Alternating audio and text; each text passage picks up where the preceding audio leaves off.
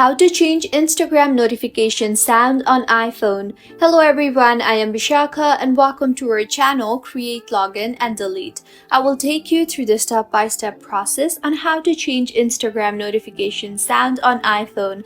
Now let's get right into the tutorial.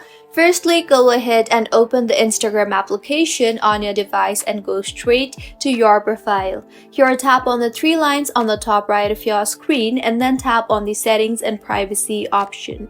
Here you will see the option for notifications.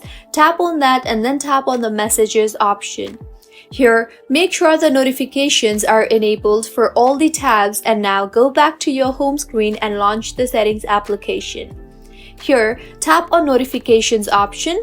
Now, scroll down and tap on the Instagram option and make sure the toggle button for sounds is enabled. And with this, you will get the default Instagram notification sound for Instagram, as you cannot see the list for sounds here in Instagram, as iPhone does not allow users to change sounds of the application downloaded later from the App Store.